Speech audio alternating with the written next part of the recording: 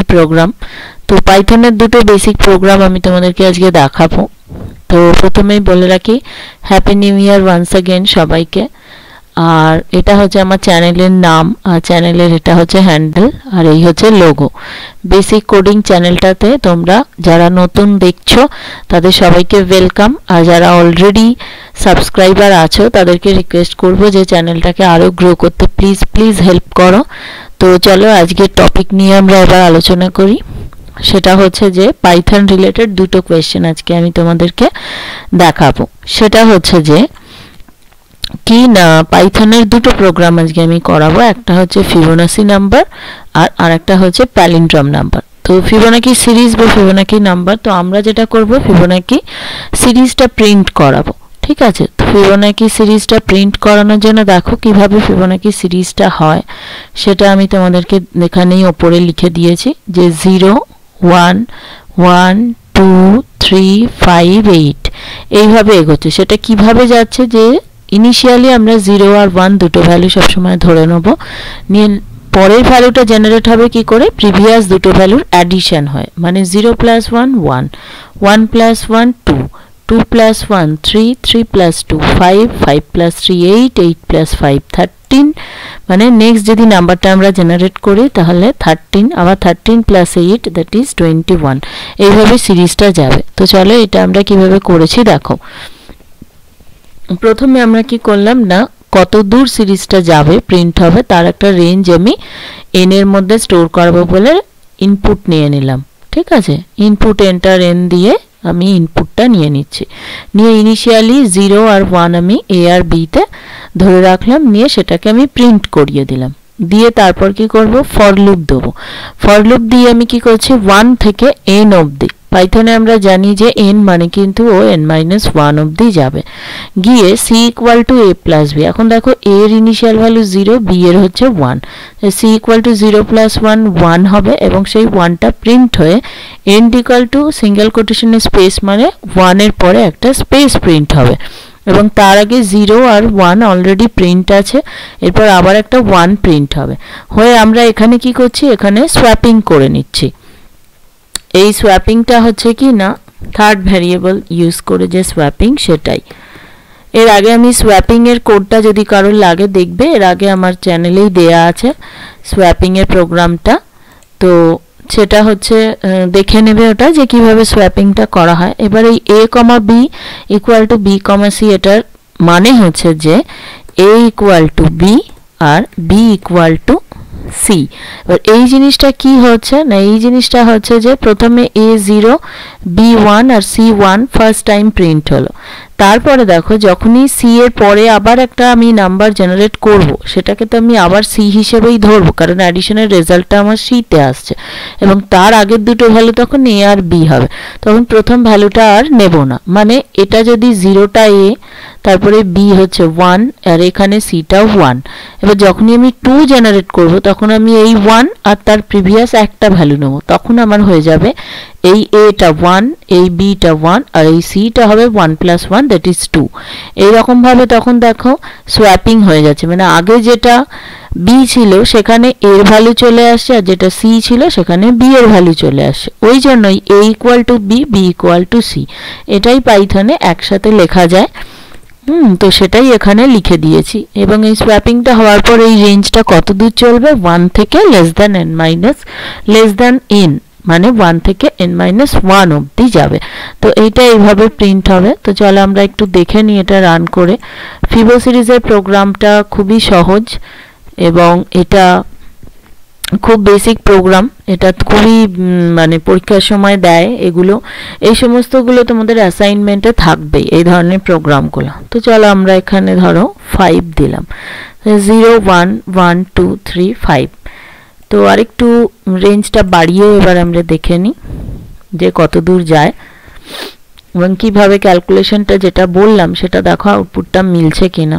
ধরো n = আমি 10 দিলাম, দেখো কি আছে, 0 + 1 1, 1 + 1 2, 2 + 1 3, 3 5 8, 8 5 13, 21 34 এইভাবে, ঠিক আছে। তো এইটা হচ্ছে ফিবোনাকি সিরিজের মেন লজিকটাই হচ্ছে এইটা, যে প্রথম দুটো নাম্বারের অ্যাডিশন হবে, হয়ে তার রেজাল্টটা হয়ে যাবে থার্ড নাম্বারটা, এবং পরে সেটাকে যে সোয়াপিং করে দেবো, তাহলেই কিন্তু ফিবো সিরিজটা একদম ইজিলি ডান।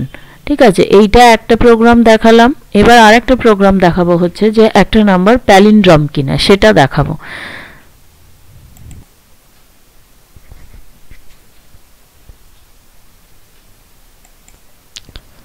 এবার দেখো প্যালিন্ড্রম কিনে সেটাও দেখাচ্ছি। তো প্যালিন্ড্রম নাম্বার কাকে বলে আগে সেটা বুঝতে হবে। প্যালিন্ড্রম নাম্বার হচ্ছে যে নাম্বারগুলোকে আমরা রিভার্স করলেও সেই নাম্বারটাই থাকবে, মানে ইনপুট নাম্বারের সাথে সেই নাম্বারটা সেম থাকবে, সেটাকেই বলা হচ্ছে প্যালিন্ড্রম নাম্বার। যেমন কীরকম, ধরো 55 বা 9, ধরো 1 2 1, এগুলোকে দেখো রিভার্স করলেও কিন্তু ইনপুট নাম্বারের সাথে সেমই থাকছে রিভার্স নাম্বারটা। তো সেই ধরনের নাম্বারগুলোকেই বলা হচ্ছে কি না প্যালিন্ড্রম নাম্বার।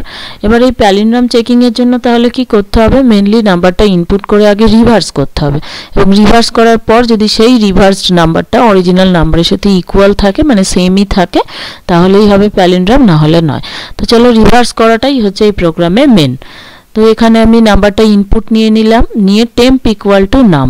এইটা কেন করেছি না, এইটা হচ্ছে ইনপুট যে নাম্বারটা নিলাম সেটাকে আমি টেম্প ভ্যারিয়েবলের মধ্যে কপি করে রেখেছি। কেন কপি করে রেখেছি, কারণ দেখো আমরা এই হোয়াইল লুপে কিন্তু নাম্বারটাকে ডিভিশন করছি, সেই জন্য অরিজিনাল নাম্বারটা নাও পাওয়া যেতে পারে, মানে পাওয়া যাবেই না, নাও পাওয়া যেতে পারে বলবো না, পাওয়া যাবেই না, কারণ নাম্বারটা অলরেডি ডিক্রিমেন্ট হয়ে যাচ্ছে। আর রিভার্স ভ্যারিয়েবল নিয়ে নিয়েছি রেভ বলে, দিয়ে ওটা ইকুয়ালস টু 0 করে রাখলাম। তো রিভার্স করার জন্য নাম্বারটা কি করব, রেভ ইকুয়ালস টু 0 নিয়ে নিয়েছি, নিয়ে নাম্বার ইকুয়াল টু ধরো আমি নিয়েছি এখানে 55। ফার্স্ট এক্সাম্পলটা ধরেই আমরা প্রোগ্রামটাকে কনসিডার করব। তো নাম মানে 55 গ্রেটার দেন 0 যদি ট্রু হয় তাহলে কি হবে, লুপের ভেতরে যে সমস্ত স্টেটমেন্টগুলো আছে সিকোয়েন্সিয়ালি এক্সিকিউট করবে। তো ফার্স্ট স্টেটমেন্ট কি আছে, ডিজিট ইকুয়াল টু নাম মড 10।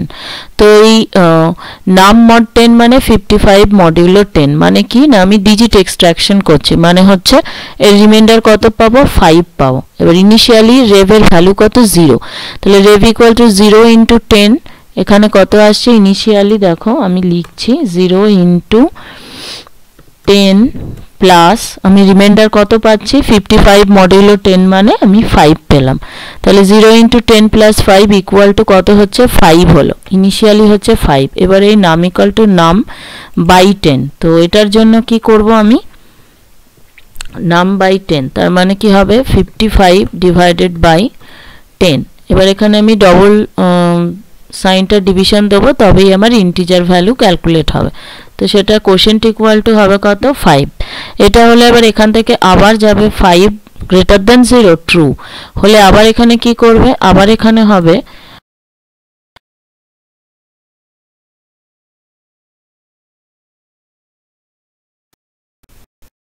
এই মডিউলো ডিভিশন 10 ইকুয়াল টু কত হয়, 5 হয়। হ্যাঁ, তোমরা এটা আমি এটা দেখিয়ে দিচ্ছি জাস্ট এমনি। ধরো এখানে আমি তখন একটা সার্চ করছিলাম, মানে দেখাবো বলেই এটা যে তোমরা গুগলে লিখেও দেখে নিতে পারো বা ক্যালকুলেটরেও ক্যালকুলেট করতে পারো, 5 mod 10 ইকুয়াল টু 5 আসে। ঠিক আছে, তো এইভাবে 5 পেলাম, আর আগের ভ্যালু কত আছে 5, তাহলে আবার হবে কত, 5 ইন্টু 10 প্লাস ডিজিটে আমি কত পেয়েছি 5, তার মানে সেটা ইকুয়াল টু দেখো 55 চলে এলো। এবার 5 মডিউলো 5 ডিভাইডেড বাই 10 করলেও 0 পয়েন্ট সামথিং হয়, মানে 0 is greater than 0, condition true হচ্ছে না, তখন ফলস হয়ে গেলে আর কিন্তু এটা যাবে না। এবার গিয়ে এই টেম্প ইকুয়াল রেভ, মানে রেভ থেকে যে ভ্যালুটা পেলাম আর টেম্পে যে ইনপুট ভ্যালুটা কপি করে রেখেছি, দুটো যদি সমান হয় তাহলে palindrome, R else print not palindrome. ঠিক আছে, এই হচ্ছে আমার প্রোগ্রামটা। এবার একটু রান করেও দেখে নিই যে কি আসছে। চলো আমরা রান করে দেখব। এখানে ধরো 55টা দিয়েই আগে আমরা দেখব যে ঠিক আছে কিনা আমাদের ক্যালকুলেশনটা। দেখো 55 প্যালিন্ড্রম নাম্বার দিয়ে দিয়েছে। এবার একটা 3 ডিজিট নাম্বার দিই, আর সিঙ্গেল ডিজিট নাম্বার সবই কিন্তু প্যালিন্ড্রম। ওটা তোমরা চেক করে দেখবে, যে কোনো সিঙ্গেল ডিজিট নাম্বারই প্যালিন্ড্রম, কারণ তাকে রিভার্স করলে কি হয় সেই নাম্বারটাই থাকে, সেজন্য সমস্ত সিঙ্গেল ডিজিট নাম্বার প্যালিন্ড্রম।